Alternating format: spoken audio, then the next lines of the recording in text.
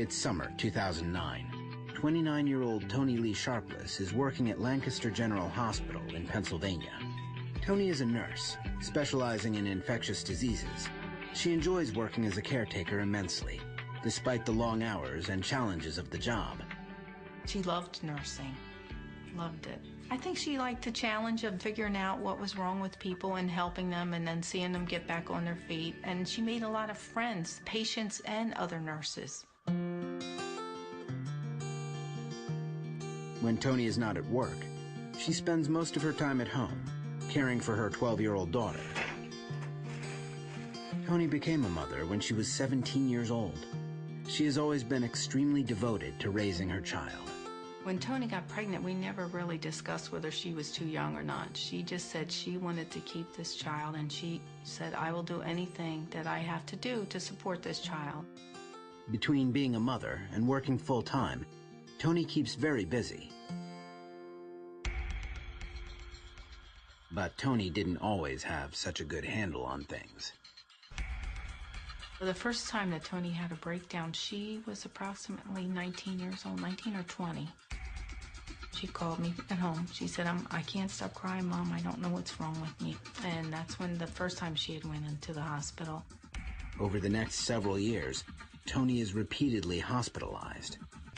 But the doctors are unable to diagnose her condition. When she would have the crying spells, it could last a day, maybe 3. It was very hard for me as a parent to see her going through this, and I didn't know what to do.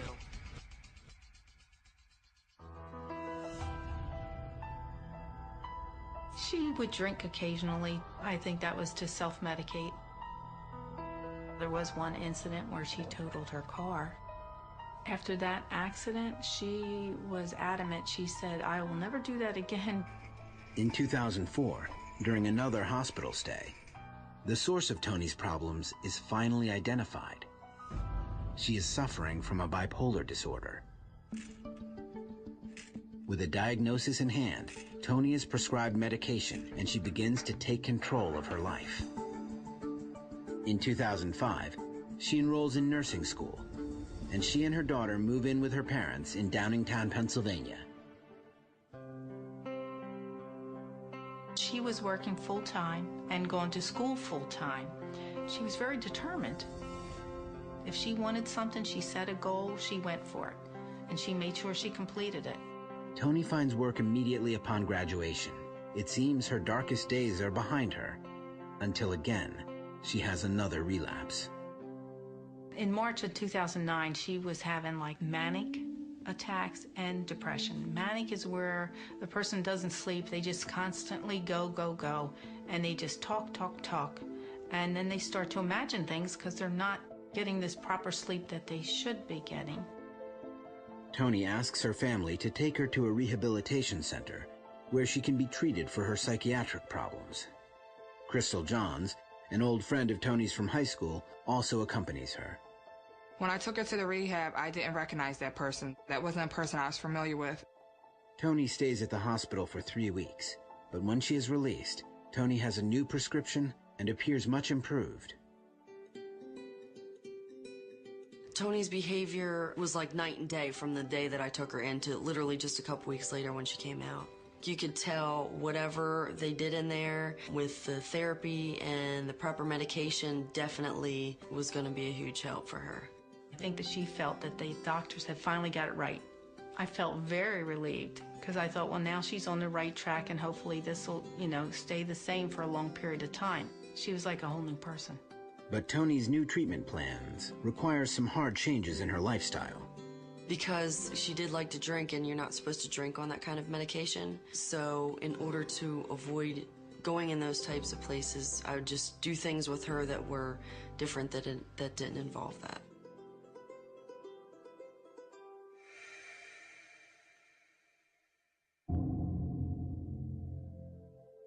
Six months after being released from rehab, Toni is back at work.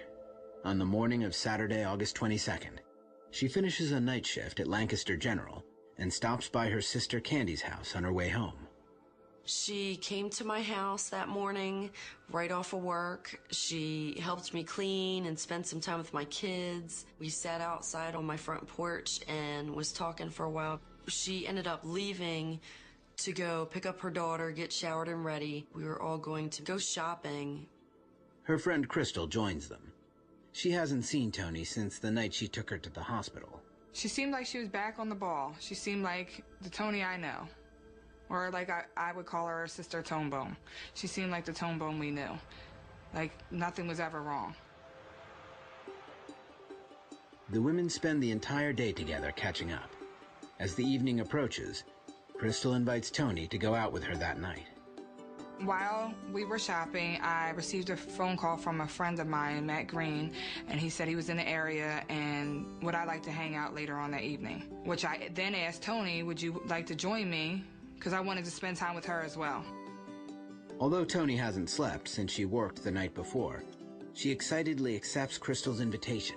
Oh, she never went to sleep right away. And if she knew she was going to be off that night, she would stay up all day long and then go to sleep that night. She goes, I haven't been out in a long time. So she got dressed, got ready to go, and as she was leaving, she gave me a hug and a kiss. Her sister Candy is also invited, but she declines the invitation and can't help but feel some concern for her sister. I was kind of surprised that she was going out because I knew that she was trying to steer clear of clubs, but I knew that she hadn't been out in months, like probably a good half a year at that point, to where, you know, she wanted to go out, have a good time, spend time with her friend, and just go dancing.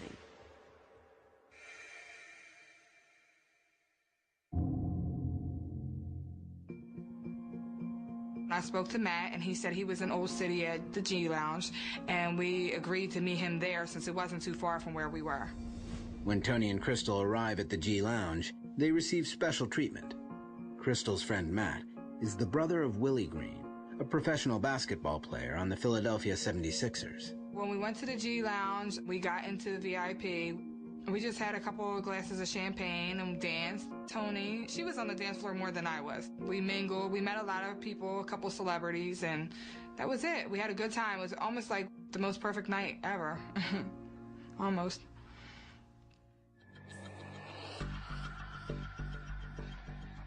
As another round of drinks is ordered, Toni doesn't seem to have any trouble keeping up with the others. We were definitely drinking Don P. I prefer Grey Goose and pineapple. We had a few of them. We took a couple shots the waitresses were bringing around. Toni, she just seemed great. We had such a good time, and that's all we kept talking about, is how fun of a time we were having, and we didn't want it to end, and the time came too quick. When the club closes at 2 a.m., Willie invites the group to his house in Gladwin, a suburb outside of Philadelphia. And I discussed it with Toni, and she was like, yeah, because we weren't ready for the night to end, so we decided to go. At Willie's house, the socializing continues with a drinking game and then a late-night dip in the swimming pool. Everybody was outside but Toni. When I dove into the pool and I came up, they said, your girlfriend is in there yelling something. So I immediately went into the house and said, what's going on? And I didn't really understand what was wrong with her, but I could tell that her pupils were dilated and that she was very intoxicated. I don't know if it hit her at that moment, but it was definitely time to go. Her behavior had changed. Crystal tries to calm her friend down, but it seems that a switch has been flipped. Toni becomes very aggressive. Everybody else came in to see what the commotion was, and that's when the situation just turned crazy. Toni came out and said things and was yelling profanities, and she went inside Mr. Green's basement and slammed the door, kicked the chair, a couple different things. I never seen Toni act this way before. I was embarrassed. I didn't understand why she was acting like this. I didn't know how to handle the situation. I thought the best situation would be to leave. Crystal says that Willie has also had enough. He asks the two women to go, but Toni insists on driving. She grabbed the car keys and said, I'm driving. She was telling everybody it's her car and she was driving, and if I wanted to go home, that I would get in the car with her. They asked me, are you sure you want to get in the car with her? And I said, we came together, we leave together. But once they are in the car, Crystal says that Toni becomes even more irate. We got maybe 2 houses down the road, and she slammed on the brakes, and she said some things to me in reference that I was laughing with them. I just think the liquor kicked in, and she was just a little paranoid maybe. I don't know exactly what she was thinking at that point. I was confused. I was like, we're going to go home and laugh about it tomorrow, you know? That's what I thought. But Crystal is unable to calm Toni down. Toni orders her from the car, and Crystal finally gives in. I just thought, let me get out the car. She'll come back for me. As soon as Crystal steps outside, Toni speeds away into the darkness. I never thought she wouldn't come back.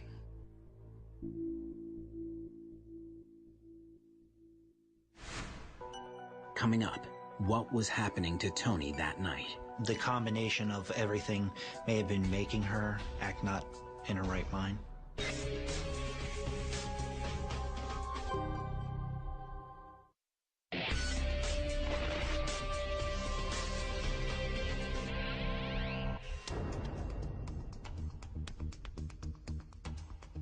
After a long night out on the town, 29-year-old Toni Lee Sharpless seems to lose control. Her belligerent behavior gets her and her friend Crystal kicked out of a small gathering in Gladwin, Pennsylvania. Crystal is glad to be going home, but suddenly, Toni demands that she exit the car and speeds away. She knew I didn't know these people, that we were so far from home, like 40 miles. Why would you leave me? I didn't think she was that upset, and especially not at me.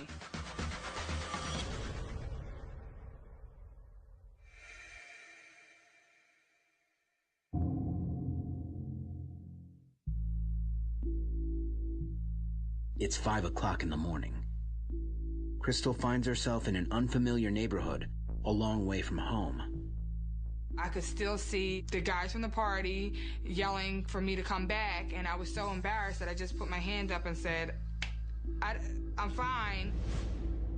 I started walking towards the direction that she had went, thinking that she would come back for me. So then I called Toni's phone. She didn't answer, and I called again, and it was obvious that she had turned the phone off. It was scary, it was dark, there's no street lights, and I had no clue exactly where I was. I thought how angry I was. How could she leave me? I don't know. I just hoped that she was going to come back for me. That was the initial feeling.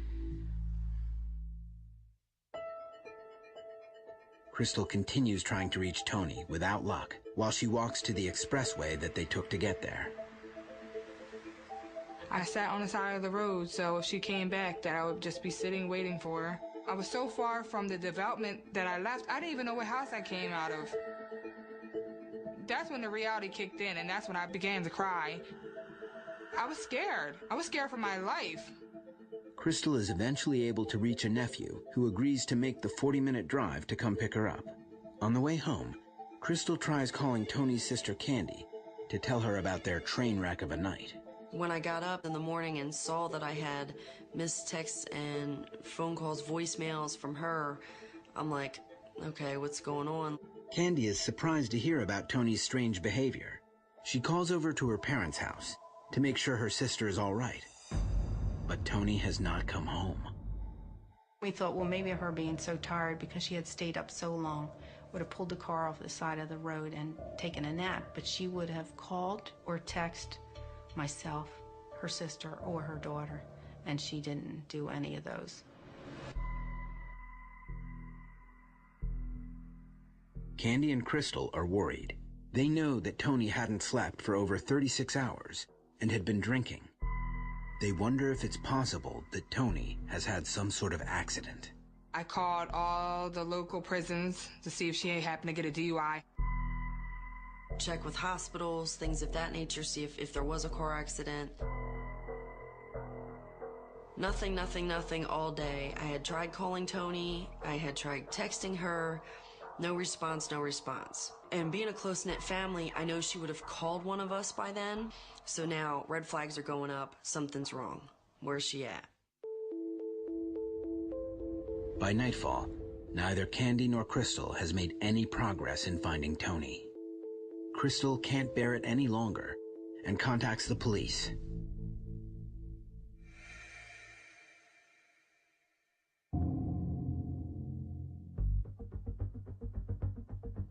I called the West Brandywine Police Station, spoke to Officer Moore. He informed me that usually a family member calls, and I said, well, her family doesn't want to jump the gun at this time, but something doesn't sit right with me. I was the last person with her. I want to know where she is. Candy agrees to go down to the police station to file the missing persons report for her sister. It was nerve-wracking to report her missing. I'm still at this point like, this isn't really happening. Like, I'm doing this for nothing, but if I don't do it and it really is an issue, I would feel terrible. So I just got to file it to be on the safe side. That way we can get the word out and see what's going on. As Officer Russell Moore takes down Tony's details, some of the information that Candy tells him gives him pause. She did mention that Toni had had a couple cases of where she had attempted suicide, which did concern me that this could be another attempt. Tony's family, however, stresses that Toni loves her life and has no reason to want to end it. She's trying to further her education. She has a daughter to come home to. We're a very close family. She was happy. She loved her job, and things were going good, and her medicine was working well, so she was very excited. Still, Officer Moore wonders how the mix of alcohol with Tony's medication may have affected her. There is some concern that the alcohol with the medication, as well as her mental health issues, the combination of everything may have been making her act not in her right mind. Crystal is also worried. As she replays the last night over in her head, she realizes she has seen Toni in this condition once before. The night reminded me of the time when we were checking her into rehab. She wasn't in a right state of mind. I know that Toni wasn't psychologically stable, that she had issues with that in the past, and, maybe I should have kept a closer eye on her. Maybe I shouldn't have drunk with her, But her family was aware we were going out. We went there before we left. Obviously, if we're going to a club, we're going to consume some alcohol. If that wasn't a good idea, I wish somebody would have told me. I would have babysat her more, I would try to.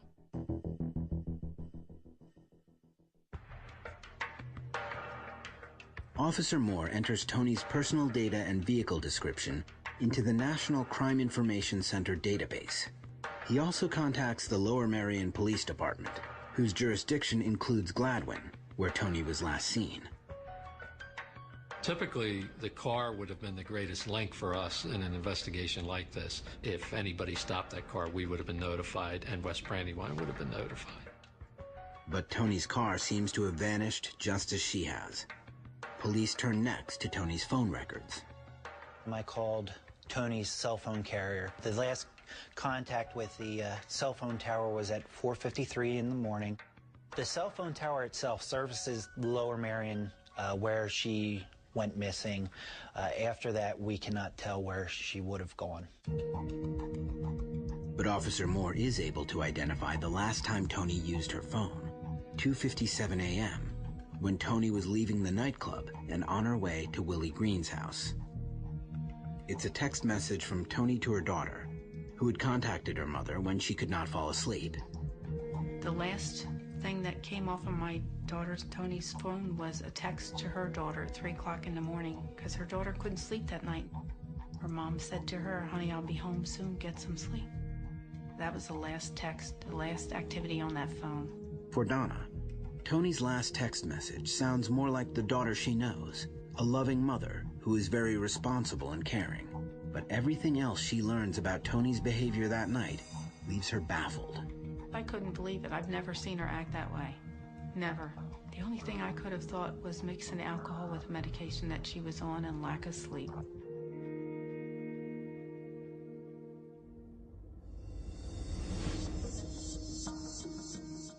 With this in mind, Donna and her husband Peter begin driving the roads around the area where Toni was last seen. I kept thinking, if she's that tired or if she's that out of it, she would have had to have wrecked that car. There's no way she could have made it home or anywhere else. We were looking for all kinds of signs: scraped guardrail, We were looking for like broken branches where a car might have went down, you know, in between trees and stuff. We were all over that area, but we couldn't find anything.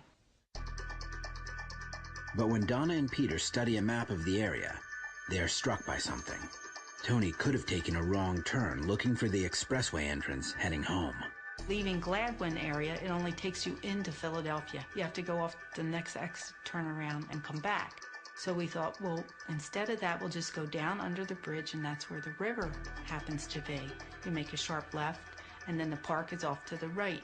And that's what made me think, well, if she had pulled in there, she could have went right off the boat ramp and into the water.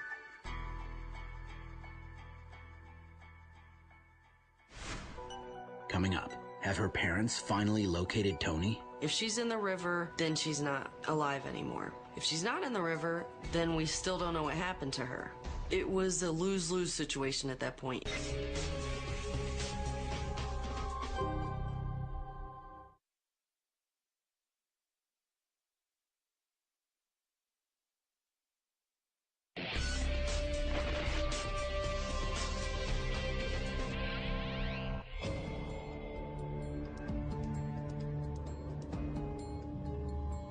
"29-year-old nurse and mother Toni Lee Sharpless is missing. Overtired and operating under a dangerous mix of bipolar medication and alcohol, Toni was last seen in Gladwin, a suburb of Philadelphia that she is unfamiliar with. Her family fears that in her altered state, Toni may have driven into the Schuylkill River. We decided the Schuylkill River needed to be searched because that was the closest place to Willie Green's home. If my daughter left there and went down to park the car, she could have went into the boat ramp because it was like approximately 5 o'clock in the morning. It was still dark. And when you're looking at water and a road and they run together, you can't tell the difference between the two of them. When Toni's mother tells the police about her theory, they agree that the area can be very disorienting, especially at night. Anybody who's not familiar with that section of the township, the Gladwin area, could very easily get turned around and lost, because while it is a residential area, it is heavily wooded. There's no sidewalks, and there's not a whole lot of street lights. They also agree that the location is very isolated. If Toni had driven into the river, there would most certainly have been no witnesses. The area is fairly desolate at night. The boat ramp is not meant to be used after sundown, so there is no reason for anybody to be down there. However, the authorities feel that there is not enough probable cause to warrant a river search. Our officers went down to the river and checked to see if there's any indication whatsoever of a vehicle going into the river, and we didn't find any.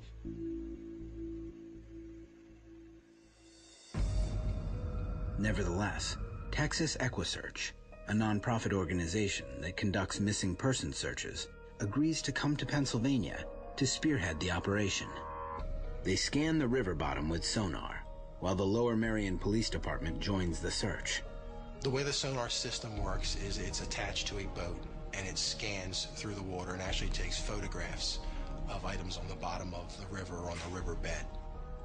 As you go off the boat ramp, it gets very deep. It's about 25 feet deep as soon as you leave the boat ramp. So this is a fairly deep water operation there with very low visibility. Despite the depth and murky water, sonar hits upon what looks like 3 cars at the bottom of the river.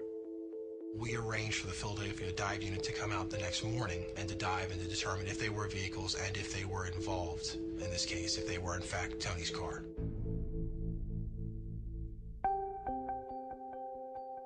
While Donna is happy that the search is being conducted, she cannot bring herself to be there. When they had said there were cars in there, my heart was pounding. I was home, pacing the floor. I was pacing the floor, my husband and I both.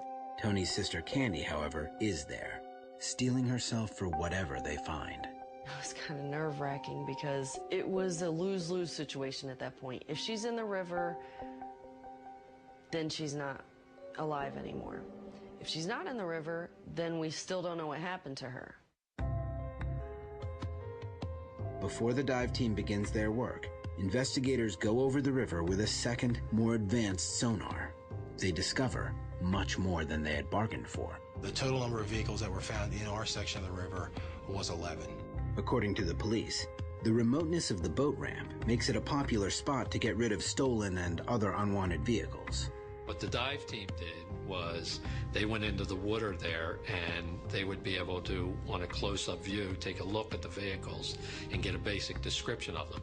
In some cases, if there was a vehicle registration plate still attached, they would remove the plate and return it to us once they got out of the water.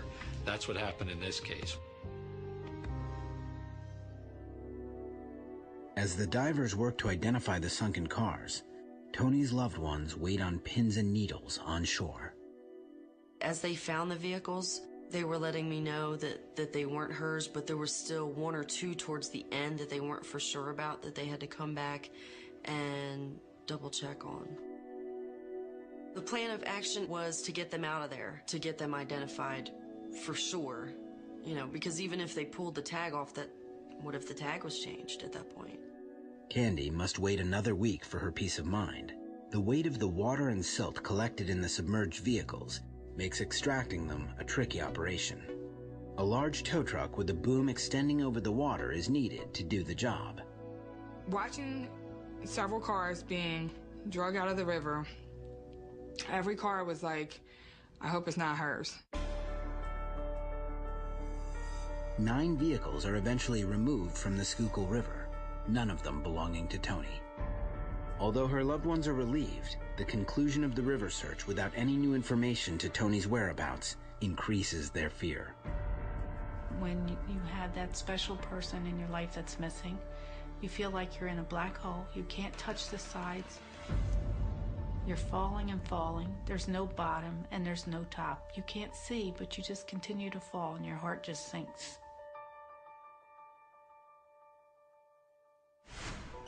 Coming up, police turn their attention to the last person to have seen Toni. Everybody was asking me about drugs and what drugs was she on, and I don't do drugs. And if she was on any drugs, I didn't know of them.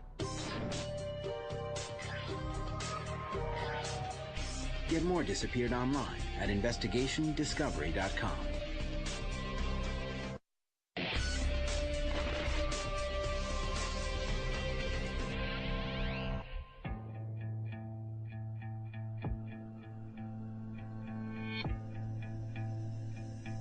When Toni Lee Sharpless goes missing outside of Philadelphia, her loved ones are stunned. The 29-year-old nurse lives a simple life, devoted to her daughter.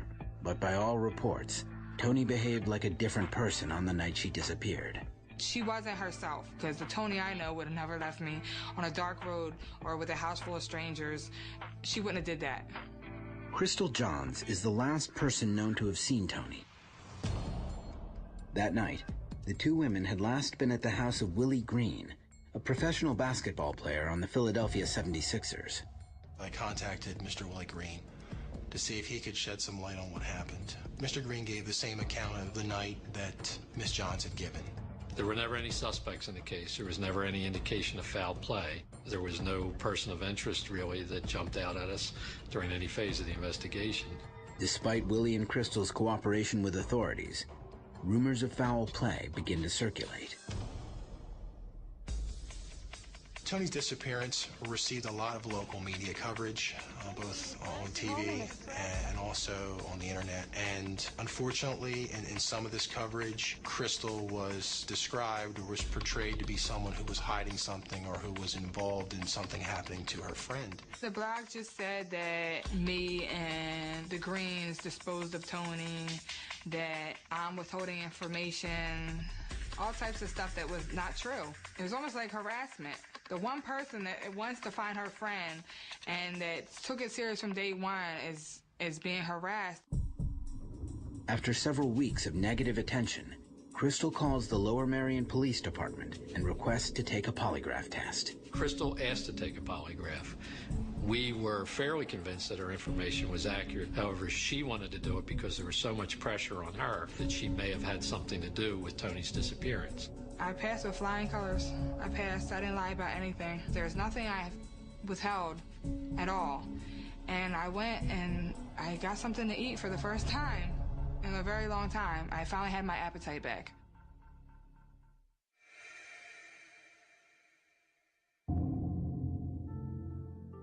Toni Lee Sharpless has been missing for 3 weeks.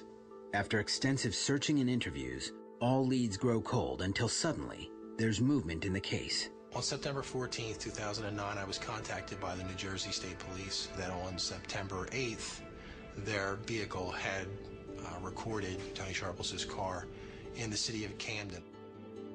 Camden, New Jersey lies directly across the river from Philadelphia. It's only a 20-minute drive from where Toni was last seen. It was the first information we had since Toni went missing that she and her car was moving. It was in the area. It was somewhere. According to the Camden Police Department, Toni's car was recorded by a piece of technology called a license plate reader. The license plate reader is a police vehicle that's equipped with a camera system that automatically runs vehicle registration plates through the computer system. It runs every tag that it passes, that it captures on this video system. But the reader that recorded Toni's license plate number was in an unmanned vehicle.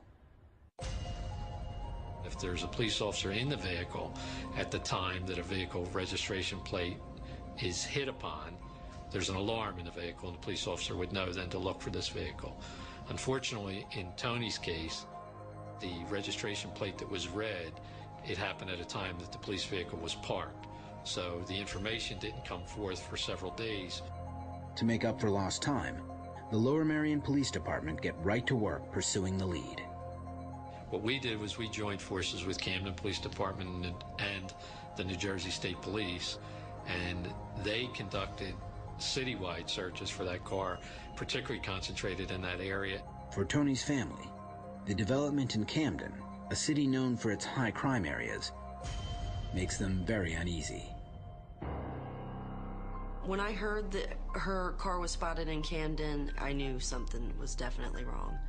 We had recently went to a concert in Camden, and she just wanted to get out of there because we know it's not a good area. It told me that either she wasn't in that car, or if she was, she may have been in the trunk of the car, because she would never go to Camden on her own, not willingly anyway. While friends and family believe that Toni has almost certainly met with foul play, the authorities quietly develop a second theory. It was reported to us that Toni may have had an addiction problem earlier in her life. The fact that her license plate was read in Camden worried us, because if you knew where to buy drugs, that would be one of the areas to go. But police are unable to determine if Toni has bought drugs in Camden before. Everybody was asking me about drugs and what drugs was she on, and I don't do drugs. And if she was on any drugs, I didn't know of them, and I would definitely volunteer that information. As a result of the investigation, we certainly became aware of almost all aspects of Toni's life. I was told through her family and through her friends that Toni did have a history of drug abuse. Yes, the area where the car was seen, high prostitution, high heroin. She suffered with some past demons, but as of the time of the incident, it appeared that she had had her life in order.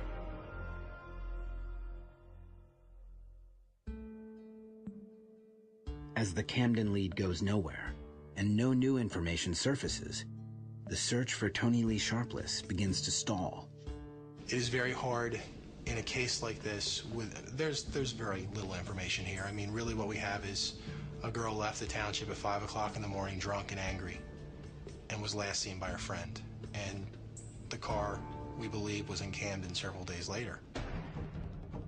Across town, a private investigator hears Toni's case on the news for the first time and has a strong premonition.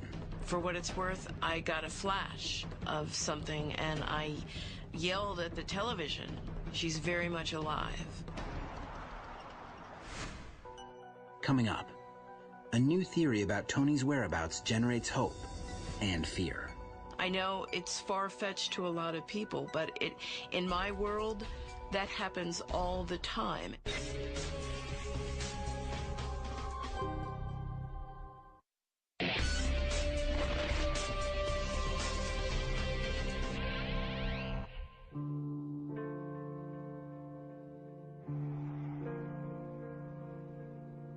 It's been a month since Toni Lee Sharpless drove away from a gathering in Gladwin, Pennsylvania. The only clue in the case that has surfaced is a license plate hit in Camden, New Jersey. After that, both Toni and her vehicle appear to have vanished. But now, private investigator Eileen Law thinks she knows what has happened to Toni. My instinct told me that, one, that she was alive, and two, that drugs were involved somehow. Like many in the area, Eileen is aware of the recent bust of a sex trafficking ring in New Jersey. Prosecutors say this man, who called himself Prince, enslaved young women and forced them into a life of hell. Just 1 month earlier, Alan E. Brown Jr. was arrested for prostituting dozens of young women from Newark to Atlantic City. This man is one of thousands of men all across the country who prey upon young women, anywhere from 12 to 50. And what they do is go to bus stations, train stations, nightclubs, and look for young women who seem distressed in some way. Once they were forced into his stable of prostitutes, they were subjected to beatings, to isolation from others, to coercion. They were locked inside apartments. He would take their cell phones and their credit cards and force drugs on them. I know it's far-fetched to a lot of people, but in my world, that happens all the time. Although Eileen believes that Toni may have fallen victim to this type of crime, she has no facts to support her hunch. It is only when she meets Toni's family for the first time that she realizes how right she may be. My daughter Candy and I went to meet with her. She had asked me just basic questions like the police did. It was a lot of paperwork, a lot of questioning. Where was she last seen? What was she driving? When was the missing persons report filed? Almost immediately, Eileen learns of several details that confirm her fears.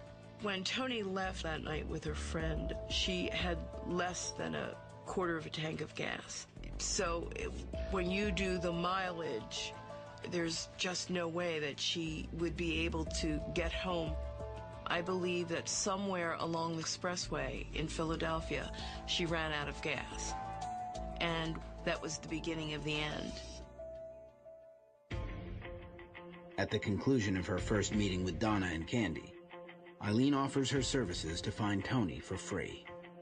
She begins work right away to get the story of the missing nurse and mother back into the media. I believe that she is in a weakened state. We need to get her picture out there. Almost immediately, there are sightings of women believed to be Toni. When that aired, by the time I got back to the office, there was a flood of calls. The first sightings were in the city of Lancaster, where Toni was a nurse at Lancaster General Hospital, and a lot of them used the phrase that she was distraught or distressed. As Eileen follows up each lead, Toni's family waits anxiously, wondering if Toni has really been found. There was one sighting in particular that got me anxious in Lancaster County, and that's one where the person was almost sure it was her to the point he wanted to get off the bus and go grab her. And the description of her, the description of the clothes, everything matched. But none of the sightings lead to Toni. After 1 week, the calls from Lancaster stop.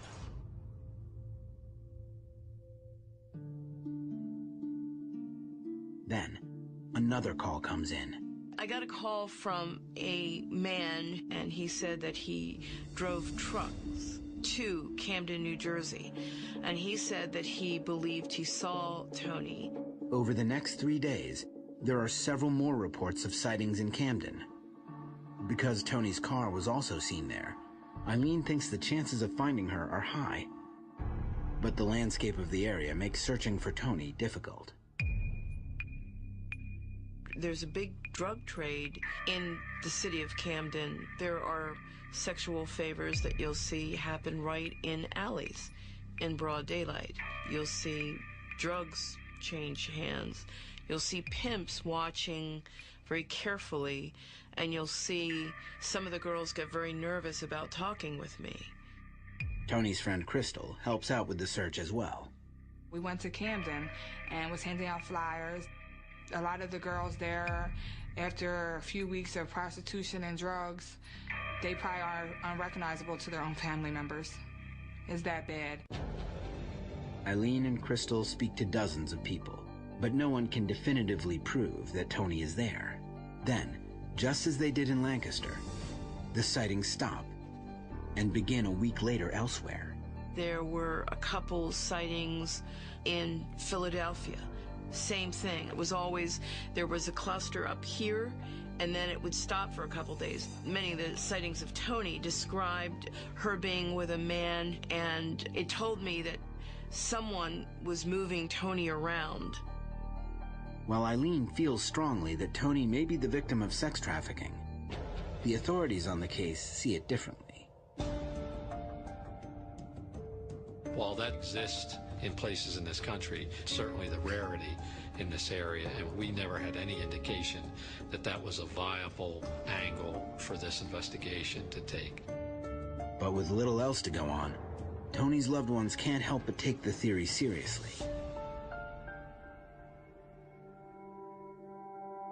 I think it's a strong possibility. I really do. It's real. It's in America and it's here. It's not good. It's not good. Whatever happened to my friend is not good. I think that she is a very strong person. She's a fighter. She's a leader, and that if she had the opportunity to get away, she would do that. Although Toni's loved ones want to believe she is alive, the possibility gives them little comfort. If Toni did drive 176, which went into Camden, she could have got carjacked, been drugged up, held for prostitution. We don't know at this point, but that's our theories. I keep thinking, is she okay? Is she in her right mind? Is she cold? Is she hot? Is she hungry? Is she tired? Is she sleeping right? Because I don't know where she's at. It's such an empty feeling. It's hard to describe.